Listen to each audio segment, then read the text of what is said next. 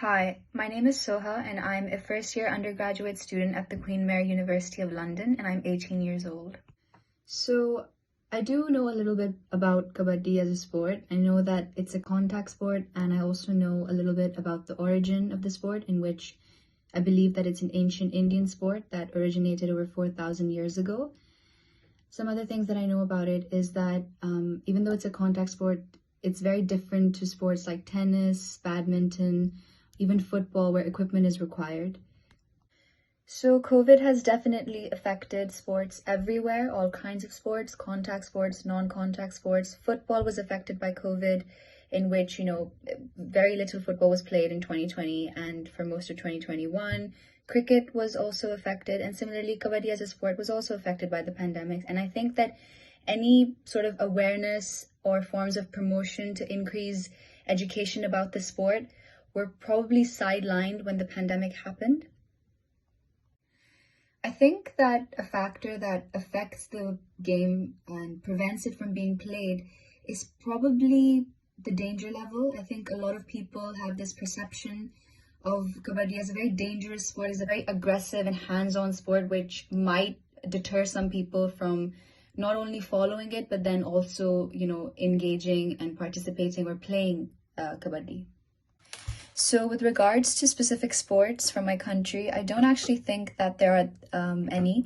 So, I used to live in Dubai, where cricket and football were very popular and common, and cricket and football are very conventional, mainstream sports that have massive followings and fan bases everywhere in the world. So, I think sports actually unites people, and they aren't necessarily specific to, like a region or a country, and that's what's so great about them.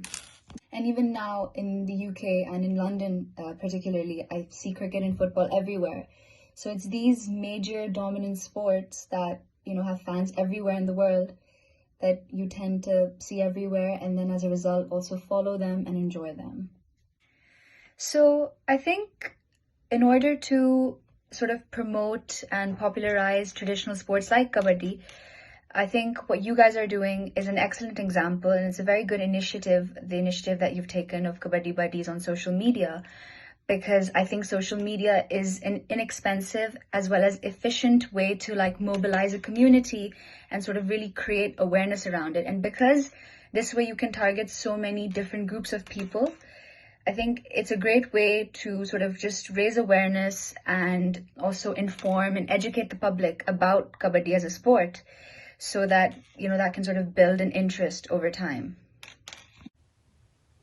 I also think that campaigning done by the government is a good method to sort of, increase awareness and popularize traditional sports, because the public will tend to listen to the government, and because they have this authority and a powerful position. So if they can use it to benefit people, then they should.